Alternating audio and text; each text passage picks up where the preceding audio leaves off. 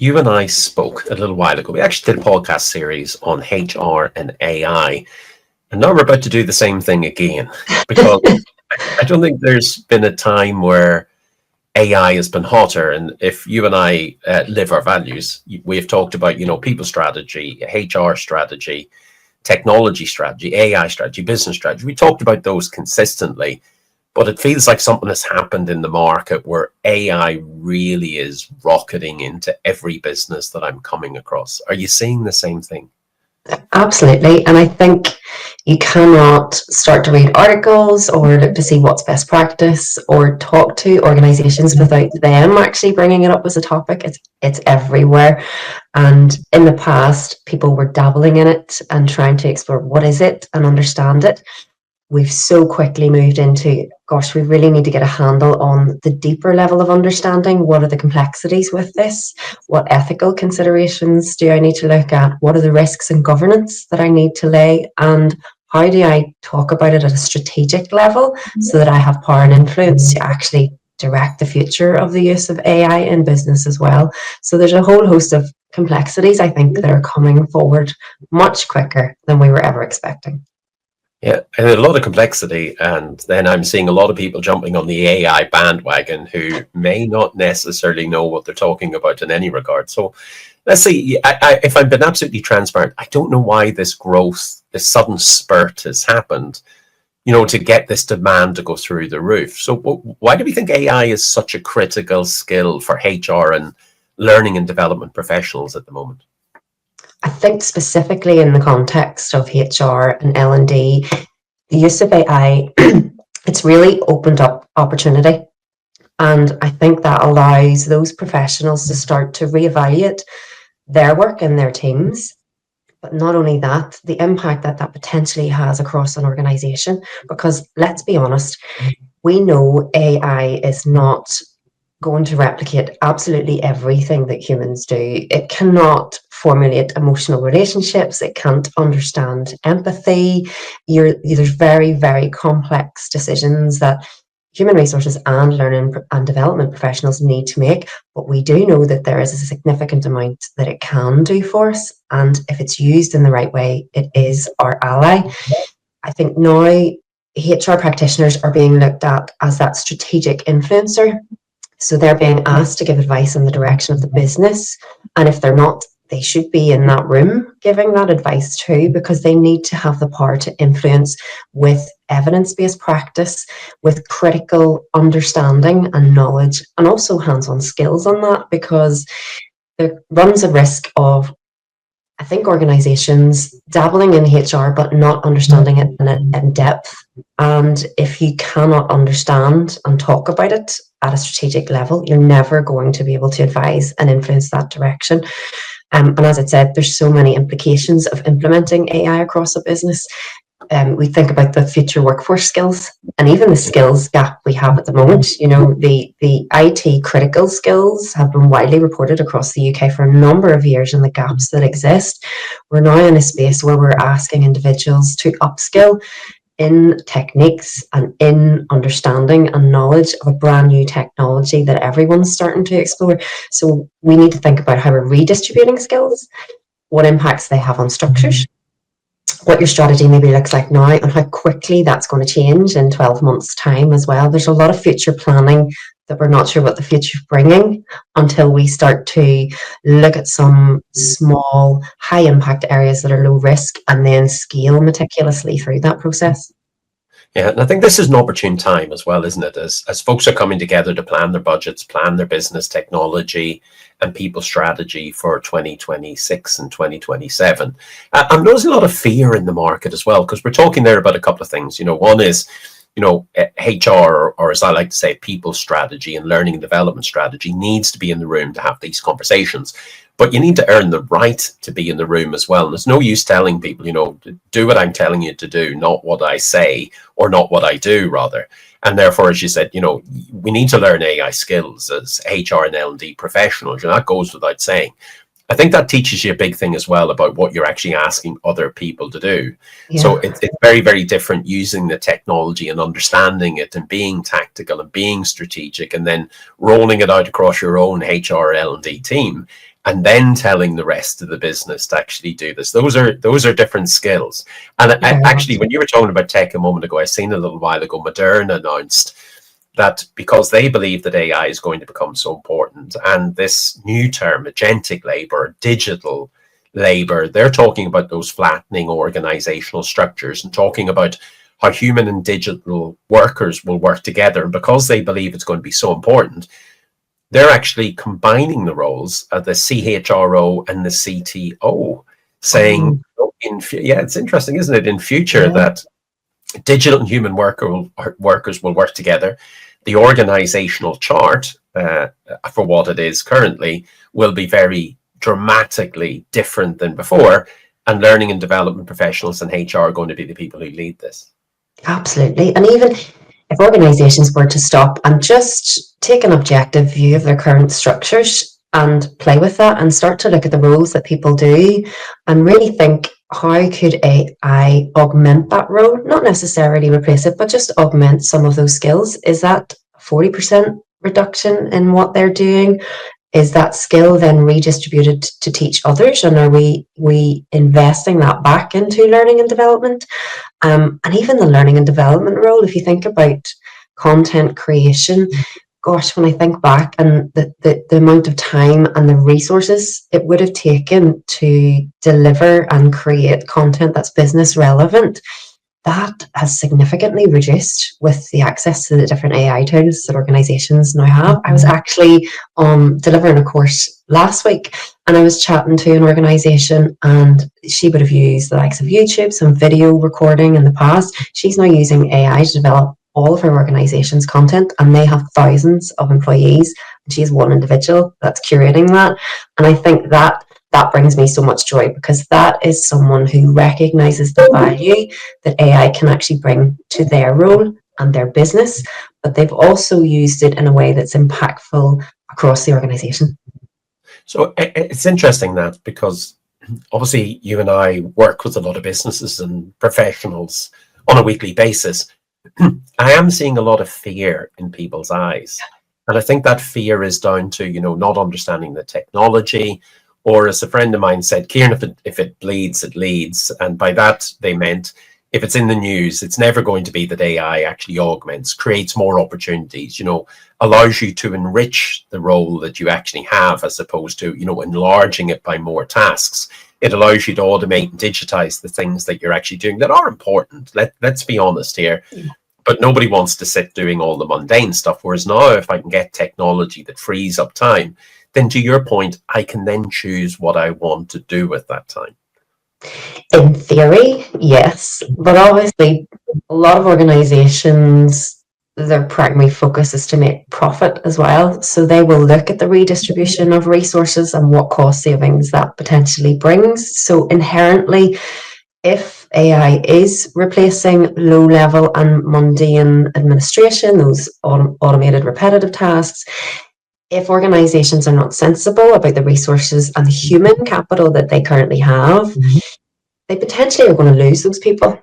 And that may be intentionally or unintentionally. If they work to develop and enhance the skills of those individuals, those people could be the future leaders of the organization. And that's why it is so important for organizations across all of their employee levels, but particularly at that strategic level, to empower those people with the right knowledge and understanding of AI. From professionals that have experience like you and I, and understand how it impacts their business, how it can be used responsibly, and how can they actually, could they create a business case and stand in front of the board and deliver that with impact and understanding and evidence base to actually influence the direction and future of their organization. I think that fear will dissipate when individuals invest in themselves and their organizations in that training and that understanding at a deeper level. And developing, I think, sometimes skills and talking to others who have maybe explored opportunities. So where you have peer-to-peer learning and you can learn from each other or other case studies, that helps to dissipate a lot of that. But like you say, I firmly believe fear comes from lack of knowledge. And the more you develop that knowledge, the less fear and the more confidence is there around AI. Go back to a point you said a second ago, though, organizations, and let's make no excuses here, they are in business, unless you're not for profit or in the charity sector. That said, they have to make more money than they actually spend. But there is that worry, unless you position things correctly and, what I call organize or deliberately plan great change management, which is, good communication and everything else, then you are at risk of failing. Because if you implement AI, automation, data analytics, all the skills of the future, and we keep saying skills of the future, we mean skills of today. Of now. No, the future is now. Then you're in danger of sending the message that every time I introduce a new technology, then you're going to get fired. And we'd love your ideas and we'd love you to automate your work. And by the way, when you automate and digitize your work, thank you very much. Now get your coat. Time for you to go now that we're that little bit more efficient. But if you do that, first of all, I'm not going to sign up if I'm an employee. And secondly, if I keep making headcount redundant, then that's called operational efficiency, which is absolutely 101. But to your second point, who's actually going to do the new and exciting work? And why are we not focused on 10xing our own personal performance by using these tools to literally target that repetitive but sometimes or more often than not necessary work to allow us to even add more extraordinary value? We're very one-sided, aren't we? Or are we on our conversations? Yeah. AI. I think it depends on the perspective you take with it, and if you're the employee or the employer, you can have two different perceptions on that too. If or we consider or impactee or impacted. Yeah, well, if we even think of it as organizations bringing in this new technology, whether they build it themselves or they purchase it and they scale it across the business, that's fantastic. But you will need people that understand how to use it. So you still need to invest in training and development for those individuals to understand what is it doing, what's the guardrails, where's the governance, what data is it processing, how have we communicated this across the business. So you are going to, yes, elevate performance and productivity and save that time and some of those skills, but you are going to have to invest that somewhere else in the business. So it's not a like for like replication. And remember, you and I have talked about this a lot. We are talking about human and agentic workforces together. We and I do firmly believe there is a lot that AI cannot bring that human intelligence has. And I do see AI as our superpower when it's used in the right way to augment our own roles, to increase our own performance, and ultimately achieving those overall organizational strategies and objectives. If you look at it from a different perspective, it's been very widely communicated in the news about Microsoft, for example. One of those AI first organizations, and the restructures that they've gone through in the last 3 to 4 years, and they've been open about it because they have been, that those people are actually delivering for your business.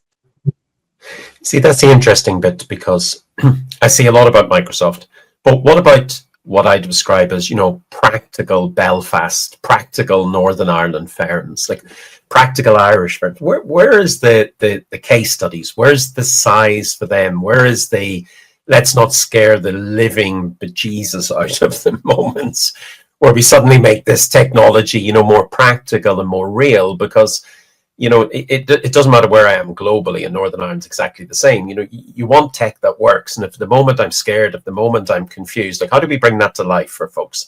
How do we get them to understand agentic AI and not put their head in the sand? Because these are, let's be honest, technical terms that I need to know, but you're now frightening me. So how do we fix all of that?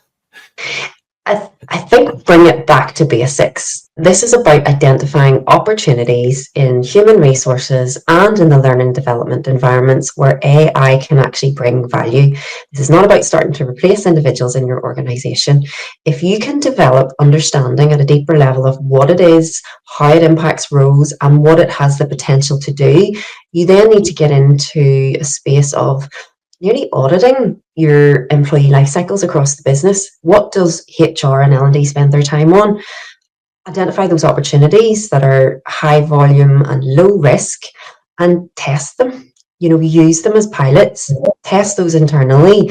And if you can get good feedback, and I mean good feedback on those processes, on what's worked well, what doesn't work well, and what needs adjusted, you'll be able to scale that across the business in bite-sized elements, and you will start to see the value and the return in that too. But I think until you actually start to identify the opportunities, this will feel overwhelming, and it will feel as if, where do I start? How do I start? Do I start with a business case? Do I start looking at products? Do I go and speak to a professional? What do I do with AI in my business? That can be really overwhelming, especially at a strategic level, because you're still trying to meet those overall organizational objectives and match that strategy so that the business does grow. But there's so many other things you need to consider. You talked about change management there. You need to have the ability to influence the stakeholders and bring them with you through that change management process. And it does not matter what you're changing. And this isn't just AI. It can be anything that you're introducing that's new into the business. Humans do not like to be changed. They resist it. And that is a natural human behavior that we all possess. I don't like it, but yet I have to lead it and lead organizations through it so many times. And I think to be that key influencer in the stakeholder groups and to bring those people along with you, you said it yourself, it's communication. Are you telling organizations, it's our plan, this is what we want to go with, this is what we want to explore, here's the key objectives and metrics that we're hoping to meet, but here's what we're going to need you to do for us. Yes, there's going to be a little bit of pain. Yes, you're going to have to learn new skills. You're going to have to test them. You're going to have to develop them. And you're going to have to develop your understanding. But look at this future vision that we have. Look at the space that our organization is in, and look at where you sit in that organization too. It's a very complex process. I've tried to describe it very simply, but communication and stakeholder engagement is critical for any of those change management processes. Yeah, I think recognizing those stakeholders in the first place, but go back to something you said earlier on, I think we need to be more transparent as businesses. We're here to make profit. Here's the implication of learning this technology.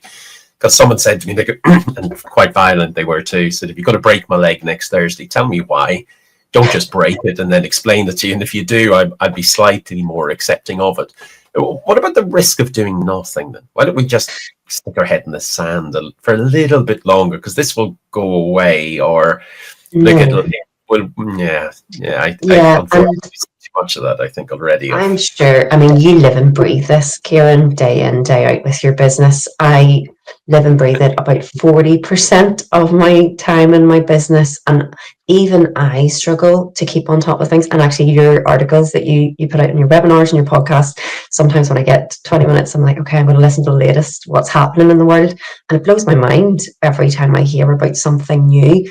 Good and bad, because let's be honest, organizations are still testing this. They're still trying to determine what's the outcome that they're going to get from it and where's the value, but where's the risk.